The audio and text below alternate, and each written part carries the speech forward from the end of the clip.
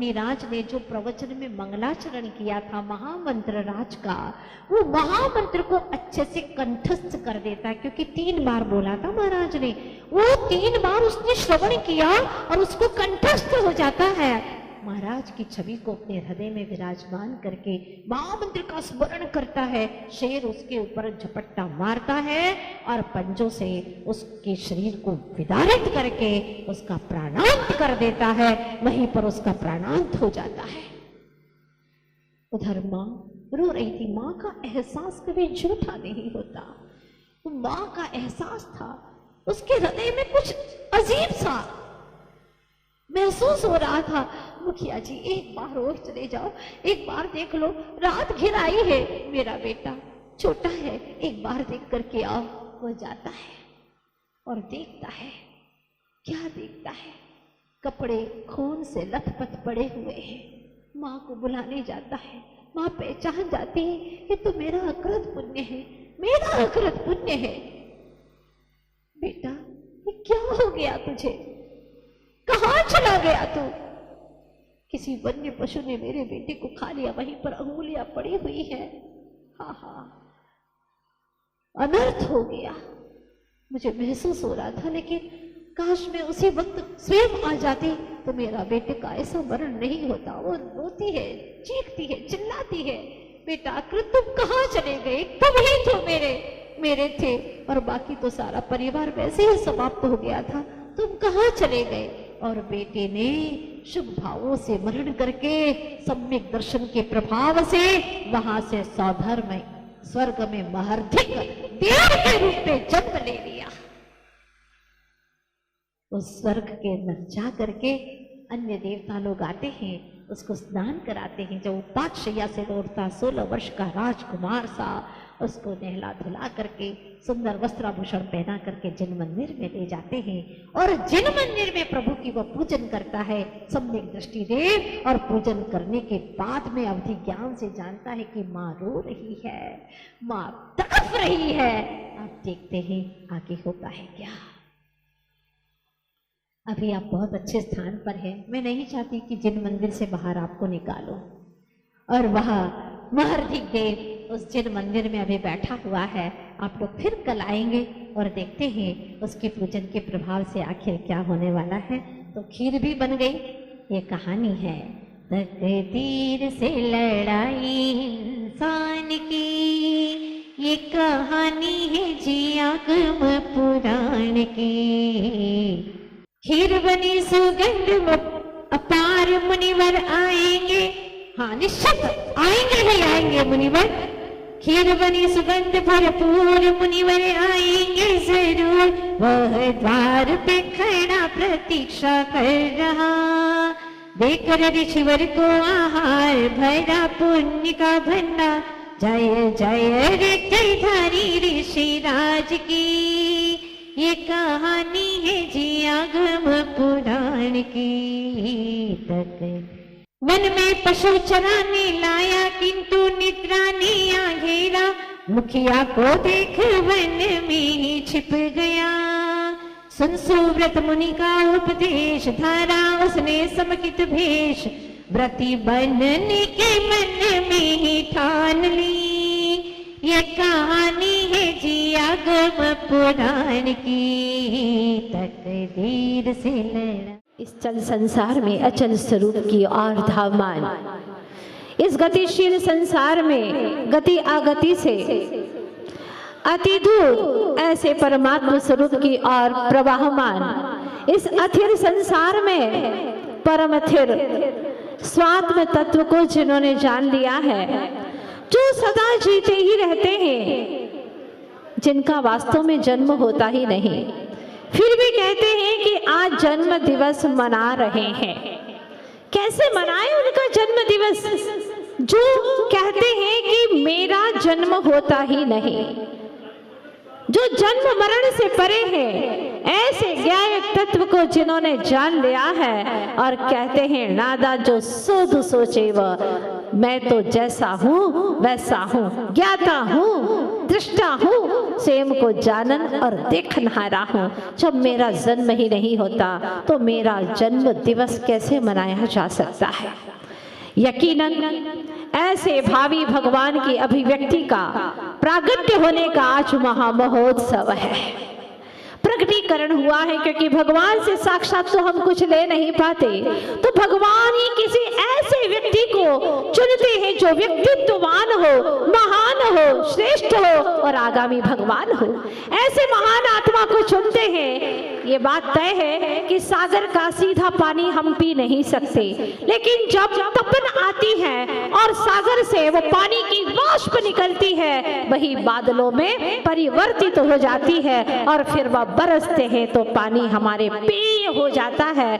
ठीक उसी प्रकार से भगवान की वाणी को श्रवण कर सकें, इतनी सामर्थ्य हमारे पास में नहीं है। तब भगवान ने अपने वचनामृत को, दिव्य सुधा को किसी के घट में भर करके भेजा है और हम सबके घट घट में उंडेल रहे हैं वे जिनका नाम है आचार्य गुरुवर श्री विद्यासागर जी महाराज। तो एक ऐसे निर्ग्रंथ संत को चुना जो आज भगवान की वाणी से यहाँ तक लाने के लिए पाइपलाइन का काम कर रहे हैं। जन्मदिन किसका मनाए? आचार्य भगवान ने कहा कि जो जन्म मरण से अतीत ऐसे ज्ञायक स्वरूप का संवेदन करे, जो शुद्धोपयोग का स्पर्श करे, जो स्वानुभूति की तान छेड़ सके, जो अपने ज्ञान महल में निवास कर सके, जो अपने स्व चतुष्टय से युक्त 4 स्तंभों पर विराजित अपने ही चैतन्य महल में निवास करने की सामर्थ्य जुटा सके। इसलिए आज हम बर्थडे तो मना रहे हैं, लेकिन ऐसे वैसे नहीं मनाएंगे। कैसे मनाएंगे? कुछ उपहार दे करके, कुछ ऐसा उपहार देंगे। इतने सारे भक्तगण बैठे, कोई एक अपनी बुराई का परित्याग करेंगे। मान लो किसी को गुस्सा आता है तो आज से गुस्से का परित्याग करेंगे। मान लो किसी को निंदा करने की बुराई है, सबसे खतरनाक बुराई का आज त्याग करेंगे और यही गिफ्ट हम देने वाले हैं। इससे बड़ा अच्छा जन्म दिवस मनाने का कोई तरीका नहीं हो सकता। हम व्यर्थ डे नहीं करना चाहते हैं, क्योंकि व्यर्थ डे वह होती है जहां मोमबत्ती जलाते हैं और उसको फूंक मार करके बुझा देते हैं। हम ऐसा जन्म दिवस कैसे मनाएं? अरे जिन्होंने अपनी ज्ञान की ज्योत से, ज्ञान धारा से अपनी सेतु को जोड़ लिया, अपने आप को जोड़ लिया और उन्होंने एक ऐसा ज्ञान दिया जलाया तो ज्योत से ज्योत जलाते चले गए और आज इतने सारे दीपक यहाँ पर जल रहे हैं। ये सब दौलत उन्हीं की बदौलत। ये दीपक जलाने से ही मात्र नहीं जलते, वरन बिना जलाए भी जल जाते हैं, क्योंकि उनके प्रेम की हवाएं, उनके प्रेम की पवन एक ऐसी पवन है कि जो हर जहां कहीं पर भी ये पवन लगती है, बस दीप से दीप जलते चले जाते हैं। आपने कभी सोचा कि व्यक्ति को मोक्ष मार्ग में बढ़ने के लिए गुरु तो चाहिए ही, गुरु का सदाचरण संयमाचरण भी चाहिए, लेकिन इसके पहले गुरु का प्रेम चाहिए। और गुरु का प्रेम तो अद्भुत है। वो जिस पर नजर डालते हैं करुणा उड़ेल देते हैं, प्रेम उड़ेल देते हैं और वह बिल्कुल भीतर से भीग जाता है। क्या कहूँ, आज तो मन कहता है गुरुदेव सच में आप एक कल्प वृक्ष हो। सच में गुरुवर आप एक कल्प वृक्ष हो। कल्प वृक्ष 10 तरह के होते हैं और वह जड़ वस्तुएं प्रदान करते हैं, लेकिन हमने तो अनुभव किया है कि आप जैसे कल्प वृक्ष से समकित के वस्त्र मिलते हैं, रत्न रत्न के आभूषण मिलते हैं, दिव्य ज्ञान का महल, मोक्ष का महल, प्रसाद मिल जाता है। गुरुवर आप जैसे महान कल्प वृक्ष से स्वानुभूति के वाद्य मिलते हैं, तो कोई व्यक्ति भूखा नहीं रहता जो आपके चरणों के समीप आता है, ज्ञानामृत का भोजन पा लेता है, तत्व ज्ञान का जल पी लेता है। सचमुच आप अद्भुत कल्प वृक्ष है गुरुवर। क्या कहे, आप कहते हैं ये संसार सारा असत है, यहाँ कुछ भी सत नहीं है, जो दिख रहा है सब मिटने वाला है। लेकिन हमें तो महिमा उनकी आती है जैसे कि माँ जब बच्चे को दिखाती, देखो बेटा चंदा मामा, देखो देखो देखो, वो क्या देखता, देखो ना मेरे हाथ की तरफ देखो, वो हाथ को ही देखता रह जाता है। बस उसी तरह से ये बालक भी सिर्फ गुरुदेव आपको ही देखता रहता है। आपने कहा कि जगत असत है, असत है ऐसे बोलने वाले तो दुनिया में बहुत है, लेकिन आपने स्वयं अनुभव किया, इसलिए हमने तो आपके चरणों को ही पकड़ लिया, क्योंकि आपने इस दृष्टा को दृष्टि दी है।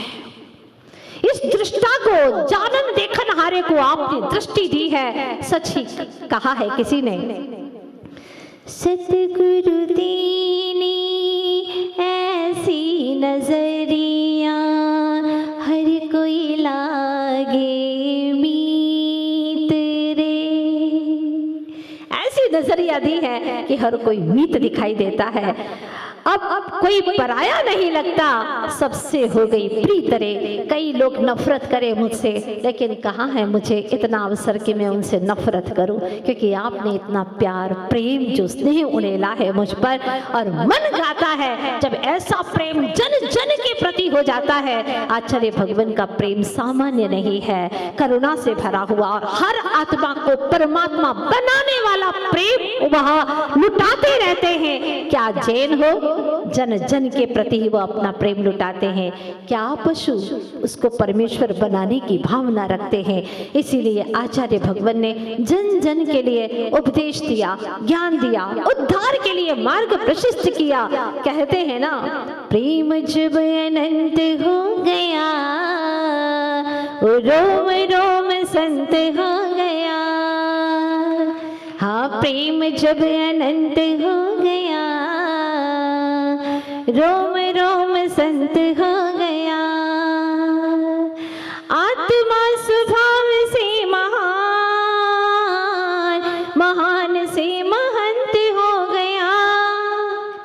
प्रेम जब अनंत हो गया, गुरुदेव का रोम रोम संत हो गया। संत संसार का अंत करने वाला, फिर वो जो कुछ भी कहते हैं वो ऐसा हो जाता है, होने ही लगता है।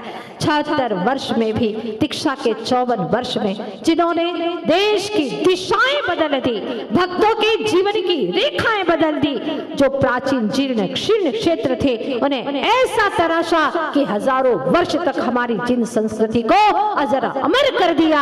इसलिए गुरुदेव सामान्य जैन धर्म की ही नहीं, समूचे विश्व की धरोहर है। उन्होंने नारा दिया दुनिया के लोगों के लिए, इंडिया नहीं भारत कहो, और इस बात को, इस नारे को अमल किया वर्तमान के प्रधानमंत्री मोदी जी ने। जब उन्होंने 4500 करोड़ का तेल लिया तो उसमें हिंदी में भारत लिखवाया।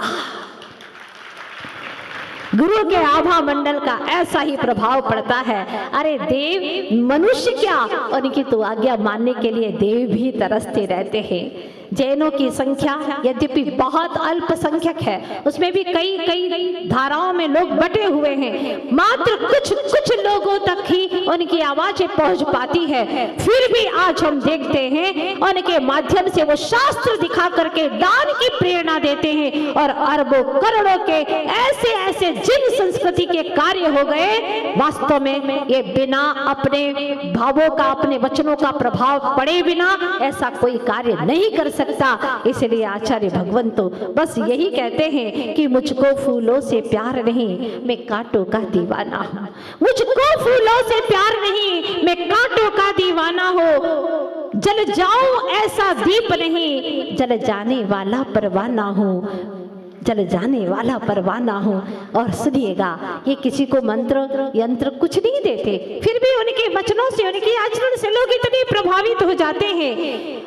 भक्त जन कहते हैं, मिट जाए ऐसा बीज नहीं, मिट जाए ऐसा बीज नहीं, बिक जाए ऐसी चीज नहीं, सबकी मन चाही जो कर दे, वो तांबे का तावीज नहीं। अपनी ही मस्ती में डूबे, अनगाए एक तराने हैं, अनगाए एक तराने हैं। और आचार्य भगवान कहते हैं, मुझको फूलों से प्यार नहीं, हम कांटों के दीवाने हैं, कांटों की राह पर चल रहे हैं गुरुवर।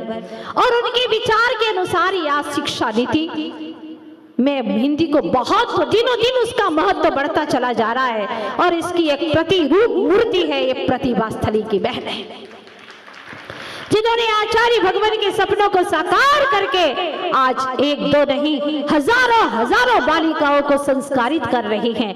एक बालिका अगर संस्कारित होती है तो दोनों कुलों को आगे बढ़ाती हैं और उनको भी धर्म से प्रभावित करती हैं। ऐसे एक दो नहीं अनेकों बालिकाओं को संस्कारित कर रही हैं। घर बार छोड़ करके गुरु की आज्ञा के लिए निकल पड़ी है। और भी आचार्य भगवान ने कई जगह, जैसे अनुशासन, भोपाल में हबीबगंज के वहां पर जो अनुशासन है, वास्तव में जैसा नाम वैसा काम करके दिखा रहे। कई सिविल जज, डिप्टी कलेक्टर, ऐसे ऊंचे ओहदे पर लोग पहुंच रहे हैं।